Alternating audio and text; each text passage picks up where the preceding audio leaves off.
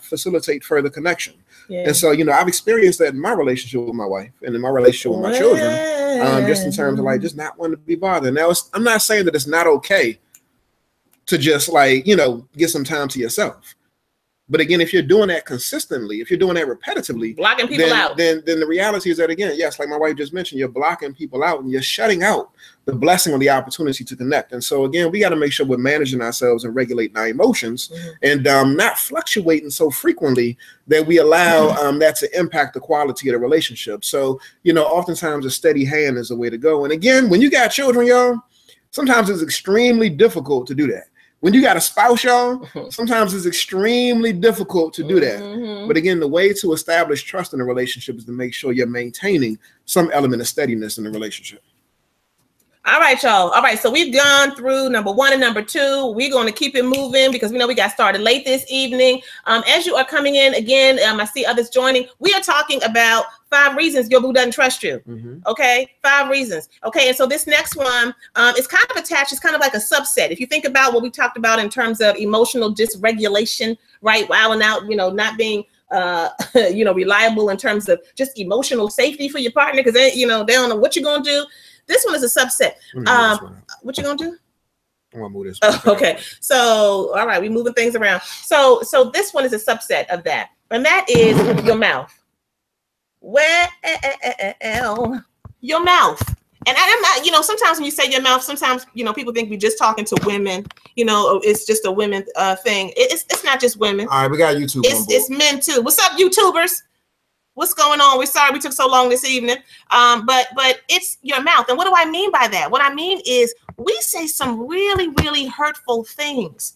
We don't know anything about timing, about tone, about intention behind words. We're not deliberate in what we say. We don't care if it's going to wound the person and they're going to sit with that wound for many, many, many days, maybe weeks and maybe years. We don't, because we just want to get out what we want to get out. And the bottom line, y'all, is that we've got to be very intentional about our words. We cannot say whatever we want. We have to have, again, I said this is a subset of emotional regulation. You got to be able to manage yourself. And I think that being married has been one of the things for me personally.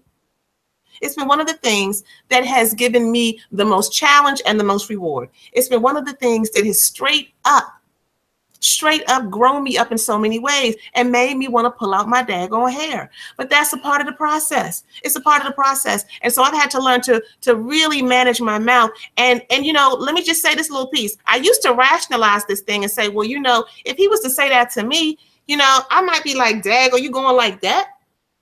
Right? I might be, you know, like, oh, really?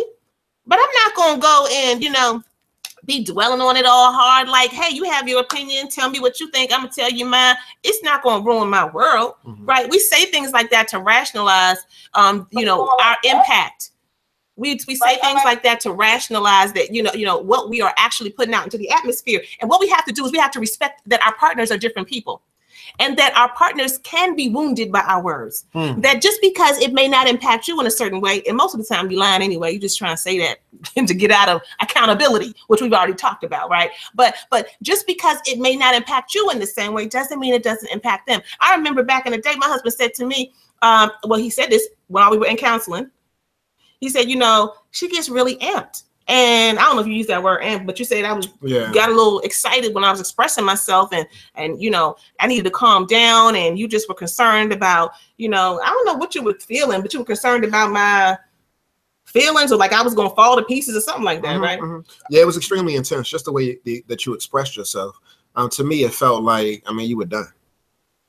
You know, I was done with you? I mean, yeah, with me, with the relationship. It just felt like, you know, you didn't want anything else to do with me, and you know, you really couldn't tolerate any more of the foolishness, and et cetera, et cetera. So there was a certain level of stress that came with me hearing you being as pissed off as you were. And so it was unsettling for me. It was extremely unsettling. Yeah. And so I think that's probably one of the best examples. I remember being in counseling at that time, and I remember thinking to myself, he thinks I'm done with him? Like, dude, really? Like, no. I mean, I'm expressing myself, you know, and if you think that was a 10, that was just a 3. It's like, that was just a 5, and he thought that was on 100. But what it made me very aware of in the moment, y'all, is that at the end of the day, we have to be really, really, really paying attention to our impact on our partner. Yeah. We have to. I can't just be like, what? Like, you need to toughen up, because it ain't all that. I'm telling you, it ain't all that, so get over it. No. You know, his energy and his aura and his psyche and his spirit resonates differently than mine. That's why we were attracted to each other. This is cool breeze, the Pisces, the water. I am Leo, the fire, right? And so we blend together beautifully. I fire him up and he calms and waters me down. And so I have to be able to respect the genius of both of us and understand that I have to shift. I have to shift in terms of how I come across. Okay. I have to do that. So again, our mouths, that was a subset of emotional instability, emotional dysregulation. We talked about that. We talked about no accountability in a relationship. You talk a good game, but you don't come through. And when I try to approach you on it, you try to shirk out of it. And we still stand here with no accountability. So there's no trust that can be given. So let's be clear about the whole no accountability piece too. When it comes to the relationship, and a lot of people, unfortunately, are experiencing infidelity in their relationship. And so, did y'all hear him? A lot of people are experiencing infidelity in their relationship. That's probably like one of the top reasons that we get email. Yeah, right? Yeah. You know, and the thing that I'll say about that is, as it pertains to infidelity, oftentimes what we see is that people just want to rush through it, rush past it, and minimize the impact or the effect that it's had on the relationship. And the reality is that, you know, if you are unwilling to take ownership, of what you've done to impact the relationship, to impact your partner, to impact your children, to even impact yourself, how can you move beyond it? You know, you can't move beyond it because, again, you haven't looked at that thing square in the face and taken ownership of it. And when you don't take ownership of it, you can't be accountable for it. And so, again, when it comes to accountability, it's important that you take ownership, number one, you recognize what you've done, and then you make a decision that you're going to do something different. And then taking ownership, again, there needs to be an apology. There needs to be some type of action to support the apology. Apologies without actions are worthless. And so, again, if you're the one that's doing the cheating, it's imperative. It's imperative and it's critical that not only do you apologize, not only do you be accountable, but you also move and show up differently in a relationship. Because if you don't, really the likelihood is that your partner's not going to trust you because you keep on showing up the same way. So again, if you're going to show up differently, make sure you're doing it in such a way that your partner supports you, understands you, and knows that you're in it to win. You're in the relationship, and you're committed to the process of overcoming, the process of healing, and the process of moving forward. Because again, you know, if you're not willing to be accountable and take ownership, then the relationship is just going to be a constant struggle. So make sure that you're prioritizing your partner and prioritizing the relationship if you've experienced an act of infidelity. All right, y'all. So we're going to move on to the next one. Again, if you're joining us, 5 reasons that your boo does not trust you. And so this is number, 3 or 4? I don't know what it is. Figure that out for me. Number 3. All right. This is not number 3. Somebody asked on YouTube, is infidelity in your relationship or has it been? Yes, it has been. We spoke about that in the last webinar. Yes. It definitely has been. And it definitely rocked our relationship too.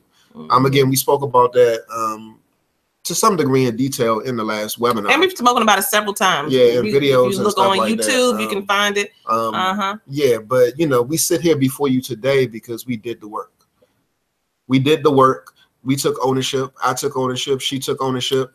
We were accountable for our actions, and we made a commitment to do something different and to show up different. And so as a result, we have the relationship that we have today because we put in the work, y'all. That's an important piece. Make sure you put in the work. And see, I see the cat says, you know, they had that situation. They ended up divorcing. She ended up divorcing him because you say he got lying. I guess he just kept on lying. Well, that would be a difficulty, right? Like we cannot go to the next level if you cannot come to a baseline level of truth telling. You know what I'm saying? We got to tell the truth. And so we can tell this truth here in terms of number 4. Somebody help us out. Thank you, Nisi. Yes, we are on number 4. Number 4 is unrealistic expectations. Everybody say, what does that mean? Having unrealistic expectations in your relationship. How is that impactful in terms of just really deconstructing and destroying trust? Well, there's a lot of ways, but I'm going to refer in terms of my piece on this, I'm going to refer to something that I went over with sisters who are in my group, The Art of Overcoming. And if you don't know about The Art of Overcoming, I want you to go ahead and check it out. The Art of Overcoming is a Facebook group. This is a shameless little plug. This is your little commercial that you get in the middle of the, whatever you're watching. So The Art of Overcoming with Iyanla Ma'at, The Art of Overcoming. I will drop it in the comments eventually, but go ahead and join me over there, sisters, where we can talk our talk and do our thing on our own. So I was talking with the sisters over there, and I basically expressed that, sometimes many of us think that our man is supposed to be like our girlfriend.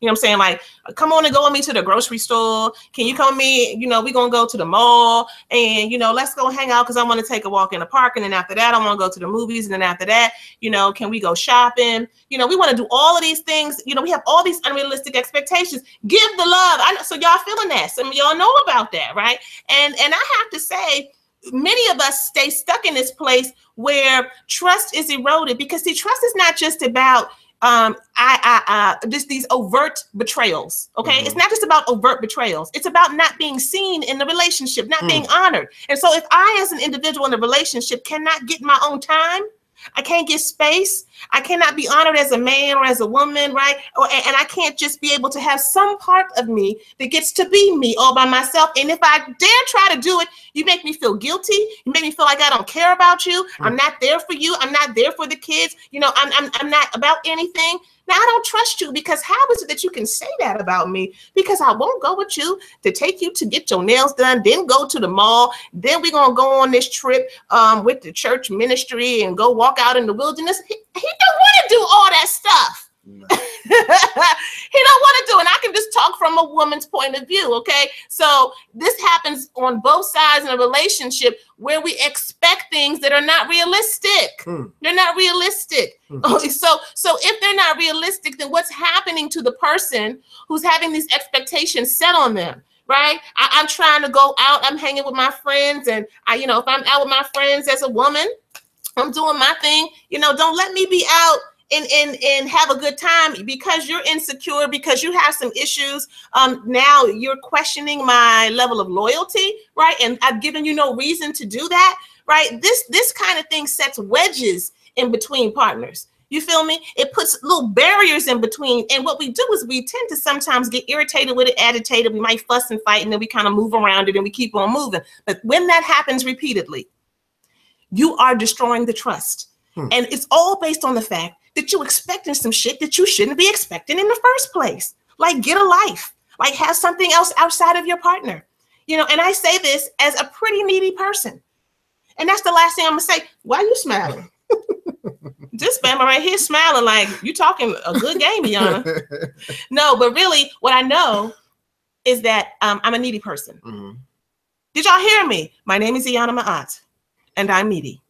And the reason that I'm saying that, y'all, is because if we don't just kind of like, first of all, have some self-awareness, know who we are, acknowledge it, claim it, own it, then we can't grow it. You know what I'm saying? Because we're like trying to rationalize, like, no, that's not too much. And you just don't think about me. But no, you're needy. So I know that. So sometimes I have to say to my husband, like, am I doing the most? Am I needing? He like, yeah, because he's pretty open. He's like, what you need, babe? I got you. Yeah. But you can use somebody up. You understand? You can overwhelm someone with your energy. And I already know I can be overwhelming. I know. Yeah. I know this about myself. And so the bottom line is that we've got to look at what we're expecting in our relationships. What are we expecting? And so I just gave a few little quick examples, but this can look so many ways, y'all. Y'all think it's funny. Okay, just laugh it on up. But it's true. It's true. Yeah. So, the flip side to that, though, is that, if sometimes we establish realistic expectations that the other person isn't willing to honor. And so we've counseled a number of couples who there's been issues around communication in the relationship. Right.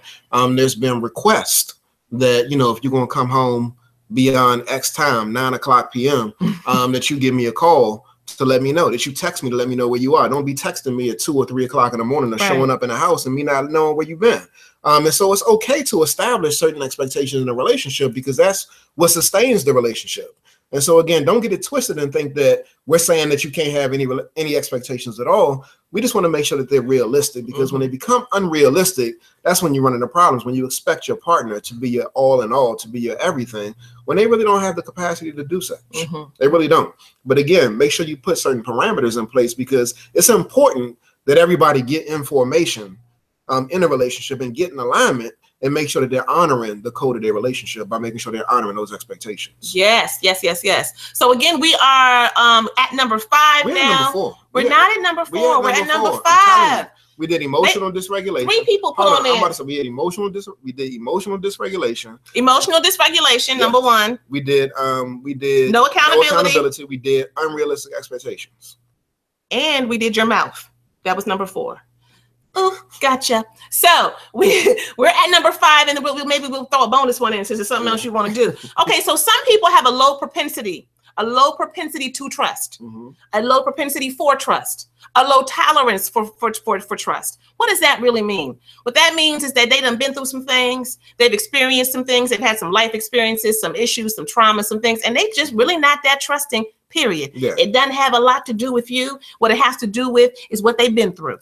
And so wherever they go, there they are. The situation that they experience could be the very same thing that the person next to them is experiencing. And while the other person is having a enhancing, positive experience, they come away from it and they like, I don't know about that dude. Like I don't know. I'm not so sure, because they tend to be skeptical. They tend to look at people sideways. They ain't really sure if everything is okay. And they just are hesitant in general. Some people have a low propensity for trust in general. So if that's the person you have, then just know that that's